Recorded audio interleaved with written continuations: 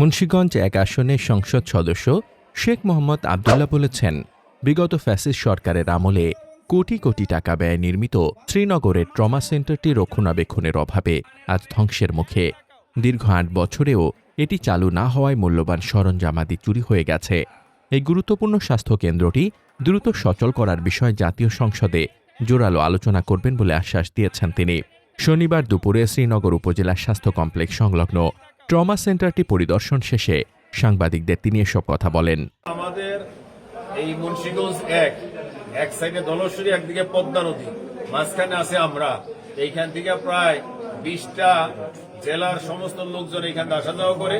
এর জন্যই আমরা এখানে অলরেডি প্রাইম মিনিস্টারের সাথে কথা হয়েছে, তিনিও আশ্বস্ত করছে তার লোক ভিজিটে পাঠাবে। এখানে অতি সত্বর আমরা 500 শয্যা বিশিষ্ট একটা হসপিটাল এবং কলেজ সহ আবদার করছি।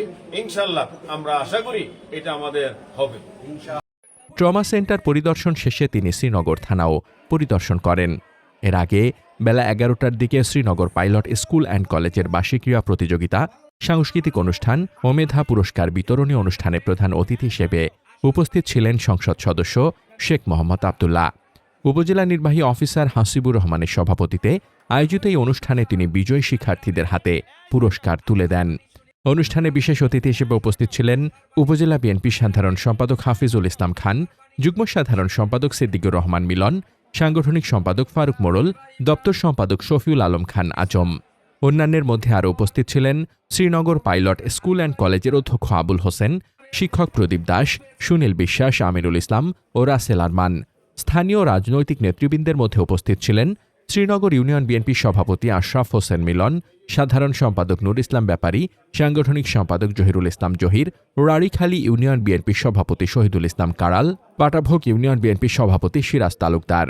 এছাড়াও যুবদলের আহ্বায়ক জয়নাল আবেদিন মৃধা জেমস, সদস্য সচিব মামুনুর রশিদ মামুন, স্বেচ্ছাসেবক দলের আহ্বায়ক ফয়সাল আহমেদ রনি, সদস্য সচিব এমদাদুল হক রজিন এবং ছাত্র দলের সভাপতি আশরাফুল ইসলাম শুভসহ অঙ্গ ও সহযোগী সংগঠনের বিভিন্ন পর্যায়ের নেতৃবৃন্দ উপস্থিত ছিলেন।